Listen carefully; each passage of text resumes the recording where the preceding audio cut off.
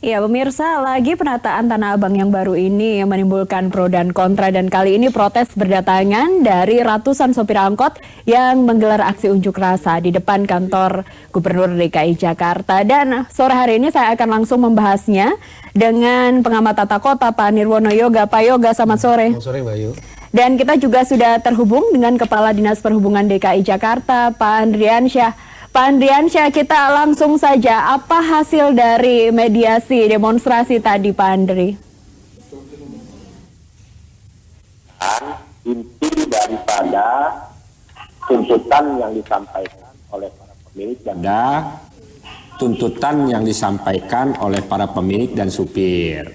Yang pertama, mereka minta penindakan-penindakan yang dilakukan oleh Dinas Perhubungan itu agak dikurangi, karena mereka beranggapan bahwa dengan adanya rekayasa yang saat ini sedang dilakukan sudah mengurangi pendapatan.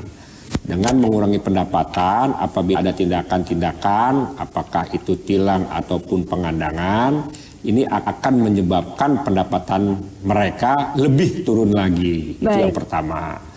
Nah, yang kedua, mereka menuntut keseimbangan jumlah armada dengan izin yang dikeluarkan, karena disinyalir izin yang dikeluarkan tidak sesuai dengan armada yang beroperasi di trayek tersebut. Baik. Sedangkan yang ketiga, mereka menginginkan ada modifikasi trayek, karena trayek yang mereka lalui saat ini dirasa kurang mendapatkan penumpang. Terkait 3 tuntutan yang mereka sampaikan di Balai Kota, yang kebetulan memang saya langsung yang memimpin, kita sepakati kita akan membentuk tim kecil, di mana tim kecil tersebut terdiri dari mereka, supir maupun operator, terus pengacara mereka dengan Dinas Perhubungan. Terkait usulan yang pertama, kita akan membentuk atau membuat SOP, sehingga SOP ini bisa dimengerti baik oleh anggota kami juga oleh para supir yang memang beroperasi di lapangan. Termasuk juga bisa disosialisasikan kepada masyarakat, sehingga semua juga paham kalau yang dilakukan penindakan oleh Dinas Perhubungan salahnya apa, itu nanti disebutkan di situ dalam SOP. Nah, terkait masalah tuntutan yang kedua, dengan adanya banyak overlapping angkutan yang beroperasi di Tanah Abang, kita sama-sama cross check kira-kira berapa sih izin yang dikeluarkan, nomor polisinya itu berapa aja, terus yang beredar di lapangan seperti apa. Nah, apabila ada selisih di situ, kita sepakatin untuk segera diambil tindakan tegas. Karena berarti ada mobil yang memang izinnya bukan di kawasan tersebut, tetapi operasinya di kawasan tersebut. Terkait masalah modifikasi trayek, itu juga nanti kita melibatkan mereka untuk sama-sama menyusun trayek-trayek yang akan kita selesaikan bersama. Nah, 3 tuntutan ini nanti kita buatkan berita acara kesepakatan. Nah, berita acara kesepakatan inilah yang menjadi pegangan buat anggota Dinas Perhubungan itu sendiri, buat para supir itu sendiri, juga untuk sosialisasi kepada masyarakat. Sehingga masyarakat paham, memang ada yang memang trayeknya di bawah, ada yang trayeknya di atas melalui Blok G, Blok F, Blok B, Blok A. Jadi demikian. Baik. Pak Yoga, ini sudah ada langkah strategis yang akan dilakukan oleh Dinas Perhubungan. Kalau kita lihat selama hampir 1 bulan penataan kawasan Tanah Abang yang baru, penutupan Jalan Jati Baru ini, apakah memang rekayasa lalu lintas sama sekali tidak berpihak pada sopir angkutan?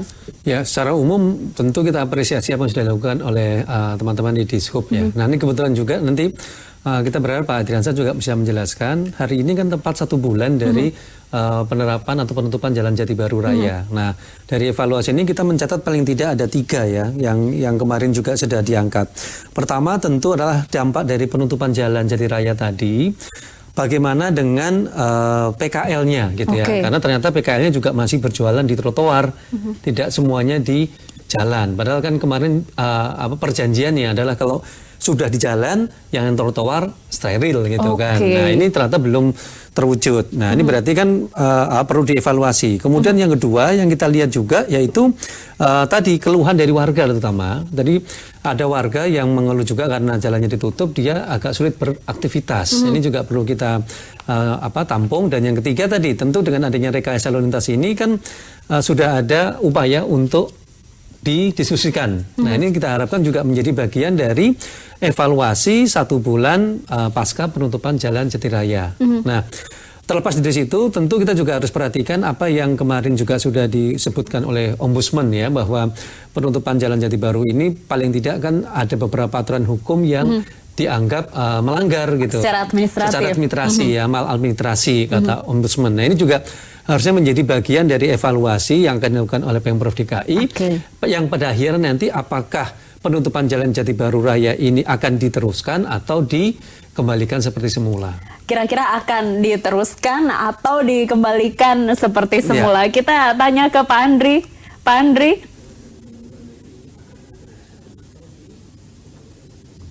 Ya. Iya, ini penutupan Jalan Jati Baru kira-kira setelah dilakukan evaluasi akan berlangsung berapa lama lagi Pak Andri?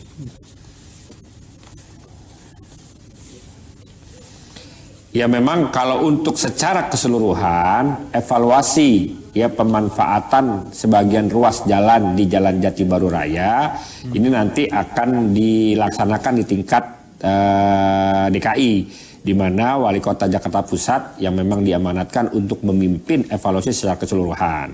Tetapi yang kami lakukan adalah ya dampak pemanfaatan itu terhadap rekayasa lalu lintas. Yang tadi saya sebutkan, kita sudah mempunyai ya alternatif pemecahannya. Yang besok insya Allah jam 9 kita sama-sama duduk bareng ya untuk sama-sama menyusun ya trayek-trayek apa saja yang bisa kita lakukan. Karena seperti yang saya sampaikan di awal bahwa rekayasa itu tidak bisa langsung cespleng pada saat kita lakukan. Tetap kita harus ada alternatif 1, alternatif 2, dan alternatif 3. Nah alternatif inilah yang harus dikomunikasikan kepada masyarakat, terutama kepada supir-supir angkot yang memang berdampak nih dengan adanya pemanfaatan ini, supaya ya pemanfaatan atau penataan kawasan Tanah Abang ini tidak terlalu berdampak terhadap penghasilan mereka. Tetapi di samping itu kami juga menawarkan konsep terakhir bagaimana untuk seluruh trayek yang ada di kawasan Tanah Abang semuanya tergabung dengan OKO Trip, sehingga si supir juga tidak terlalu tergesa-gesa untuk ya mengejar penumpang. Karena kalau dia sudah masuk dalam manajemen OKO Trip, tergabung dengan OKO Trip di bawah pengendalian Pemprov DKI Jakarta, dalam hal ini Transjakarta, otomatis ya tingkat kesejahteraan daripada supir itu sendiri bisa kita jamin. Penyelenggara juga insya Allah ya dapat keuntungan yang memang sesuai ya yang diharapkan, seperti itu. Baik, kita lanjutkan perbincangan usai jeda. Pemirsa, tetaplah bersama kami di Ada Berita Petang kembali saat lagi. Kembali di Ada Berita Petang, pemirsa, Pak Yoga tadi sudah menyampaikan beberapa catatan terkait evaluasi setelah berjalan selama kurang lebih 1 bulan ini. Lalu yang menarik adalah solusi yang juga ditawarkan oleh Dinas Perhubungan. Salah satunya adalah menarik para sopir angkot ini untuk bergabung di OKO Trip. Selain itu juga ada trayek baru yang ini akan dijadwalkan. Apakah ini ampuh sebagai solusi untuk meredam permasalahan di lapangan? Secara umum tentu kembali yang tadi saya tekankan, kita apresiasi apa yang dilakukan oleh teman-teman di SUB tadi dengan adanya rekayasa lalu lintas nanti. Nah, tetapi yang jadi catatan kami adalah perlu ada ketegasan dari Pemprov DKI. Ini kan persoalannya gara-gara Jalan Jati Raya barunya ditutup gitu. Nah, persoalannya sekarang apakah ada batasan waktu, umpamanya penutupan jalan ini hanya untuk 3 bulan atau 6 bulan. Nah, begitu jalannya ini dibuka lagi umpamanya, kemudian PKL masuk ke dalam pasar atau didistribusi ke tempat-tempat tertentu, berarti kan trayeknya juga berubah lagi. Nah, ini itu satu ya, berarti kan harus ada kepastian waktu. Apakah trayek ini permanen atau sementara. Kemudian yang kedua yang menarik tadi sudah disebutkan Pak Adriansyah adalah OKO Trip ini kan berupaya untuk integrasikan sistem transportasi yang ada transportasi massal dengan angkot ya. Itu bagaimana nanti terhubung umpamanya dengan bis Transjakarta.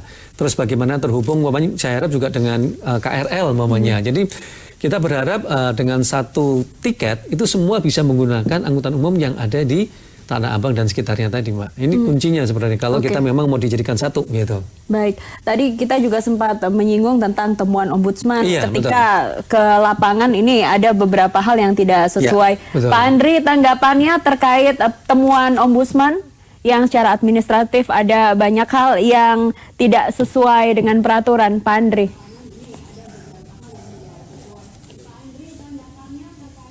Ya, kalau masalah temuan ombudsman, ya memang itu nanti akan dibahas secara khusus ya, yang nanti akan dipimpin oleh Pak Wali Kota yang memang diamanatkan oleh Pak Gubernur untuk menata kawasan Tanah Abang.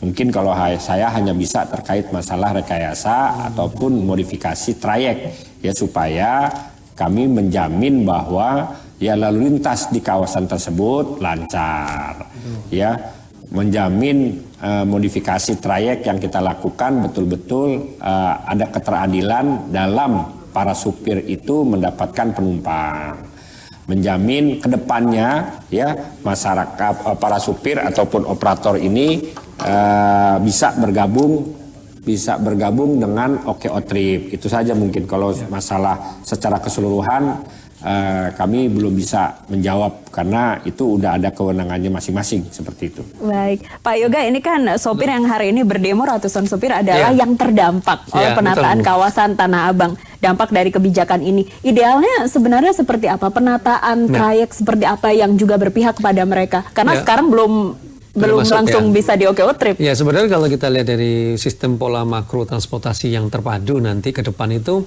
kita mendorong justru ada satu manajemen seluruhnya di seluruh Jakarta, satu payung pengelolaan transportasi. Nah, di sini kan berarti bagaimana menggabungkan seluruh transportasi yang ada, mulai dari kereta api, kemudian bis Transjakarta, bahkan nanti armada angkot dan juga bis sedang sebenarnya kan kita ada yang kemarin masalah Metro Mini, kemudian Kopaja dan seterusnya. Nah, ini kita harapkan ke depan dalam waktu tidak terlalu lama sebenarnya semua terintegrasi, satu pengelolaan di mana manajemen juga satu. Nah, dengan demikian tadi kalau kita bicara soal satu manajemen berarti pengemudinya juga mendapatkan gaji yang tetap, terus dihitungnya juga per kilometer dan juga ada standar pelayanan minimal bagi penumpang gitu. Nah, ini penting supaya nanti yang dimudahkan adalah masyarakat. Mau berpergian kemanapun, dia dapat menggunakan angkutan apapun dengan satu harga umpamanya. Nah, ini juga akan memudahkan orang untuk mendorong beralih ke transportasi massal. Kan tujuan utama kita itu sebenarnya. Bagaimana mendorong warga Jakarta untuk mau beralih secara sukarela menggunakan angkutan transportasi massal. Dan itu tidak akan terwujud kalau tidak terintegrasi dalam satu manajemen. Ini kita harapkan dengan kasus angkot seperti ini, kalau nanti ke depan dalam waktu dekat semuanya dalam satu manajemen, harusnya tidak akan ada masalah lagi. Ini salah satu PR yang harus segera diselesaikan oleh Dinas Perhubungan, pemerintah Provinsi DKI Jakarta. Pak Andri, publik bertanya-tanya apakah Jalan Jati Baru Raya masih akan dibuka seperti sekarang untuk penataan PKL Tanah Abang, atau sebenarnya dari Dinas Perhubungan punya strategi penataan rekayasa lalu lintas untuk waktu ke depan?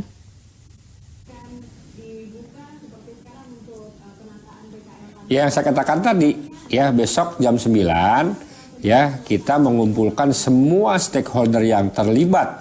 Kita buat modifikasi trayek yang betul-betul bisa menjangkau ya untuk para supir mendapatkan penumpang. Sekali lagi yang saya katakan bahwa rekayasa lalu lintas yang kita lakukan adalah bukan rekayasa baku. Itu bisa ya, kita bisa alternatif 1, alternatif 2, alternatif 3. Nah, semuanya ini ya kita bahas secara bersama-sama dan disepakati juga bersama-sama. Ya, terkait masalah penutupan itu ya apakah dibuka atau tidak dibuka, itu nanti kita menunggu evaluasi secara menyeluruh. Nah, kalau memang nanti dibuka, ya pasti berarti kan kembali lagi kepada trayek awal. Sekali lagi yang saya katakan, kita tidak baku bahwa trayek ini akan menjadi hal yang memang selamanya. Enggak. Ya tetap kita menunggu ataupun menerima aspirasi masukan dari seluruh para operator maupun supir-supir yang ada di trayek Tanah Abang. Terima kasih, selamat sore. Besok jam 9 Pak Yoga kita akan melihat bagaimana solusi yang akhirnya diberikan oleh pemerintah Provinsi DKI Jakarta. Lalu dari semua polemik yang pernah ada 1 bulan ini, terakhir Pak Yoga, idealnya penataan kawasan Tanah Abang ini seperti apa? Yang juga menguntungkan penjual tapi tidak merusak sistem atau tidak mengganggu mobilitas yang lainnya. Betul, kalau saya lebih melihat sebenarnya dalam konteks Tanah Abang kawasan secara keseluruhan ya. Nah, ini berarti saya harapkan nanti bisa diberikan masukan dalam evaluasi begini. Pemda segera membuat rencana induk penataan kawasan Tanah Abang secara keseluruhan. Di situ akan dilihat kemudian mendata secara akurat berapa jumlah PKL yang ada sekarang ini, yang di jalan maupun yang di trotoar, untuk segera didistribusikan ke tempat-tempat yang memang peruntukannya untuk PKL.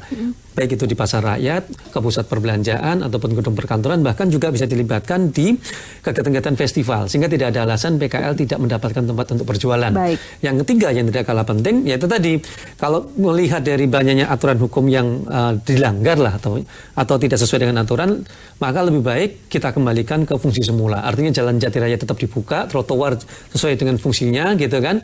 Kemudian bersamaan penataan kawasan Tanah Abang bisa segera dimulai. Baik, terima kasih Pak Yoga. Kita bersama-sama menunggu bagaimana kelanjutan penataan kawasan Tanah Abang.